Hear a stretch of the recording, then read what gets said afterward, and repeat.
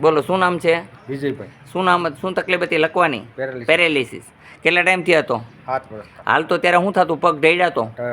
અત્યારે બરોબર છે. અહીં કેટલી મિનિટ લાગી? 10 મિનિટ લાગી? 5 મિનિટ? 5 મિનિટમાં. કેવું કામ છે હનુમાનનું? હારામાં હારું. મજા આવી કે નહીં? અહીંયા હું કડક છે? બાપુ કડક ને દવાઈ કડક. બોલો જય હનુમાન. જય હનુમાન. હાજી. તમારે શું થાય છે? મારો મિત્ર થાય. ના ના કાંઈ વાંધો નહીં. કેમ છે? સારું છે ને? અને દૂધની કોઈ વસ્તુ નહીં ખવડાવવાની. શું નહીં ખવડાવવાનું? જેમ કે પેડા, બરફી, એવી કોઈ પણ દૂધની બનેલી વસ્તુ નહીં ખવડાવવાની. દૂધ નહીં પાવાનું, ઘી નહીં ખવડાવવાનું.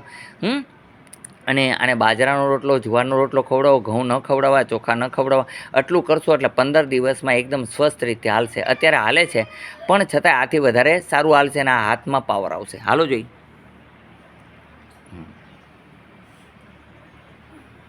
જે ઢેડાતા એ પગ હવે ઢેડાતા નથી. ભાઈના જુઓ એને પણ મજા આવે છે હાલવાની. હવે આગળ પાછળ પગ થવા માંડ્યા, કાયદેસર હાલે છે. લકવા ગ્રસિત ભાઈ હતા પણ અત્યારે બહુ સરસ થઈ ગયું છે હનુમાનજીની કૃપાથી. આવું કામ છે હનુમાનજીનું. અહીંયા આવવા માટે આટકોટથી ગરણીથી થોરખાન રોડ ઉપર આદેશ આશ્રમ આવેલો છે. ચેતન હનુમાનનું મંદિર છે.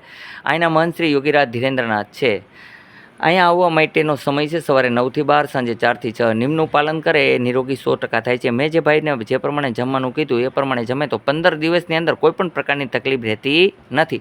બોલો જય હનુમાન. સોમવારની રજા રહે છે, ખાનદોન લેવી. સોમવારના દિવસે કોઈ પણ વ્યક્તિ ગમે તેટલા દૂરથી આવ્યા છે તો લેવામાં આવશે નહીં. નિયમનું પાલન કરવા નમ્ર વિનંતી. આદેશ.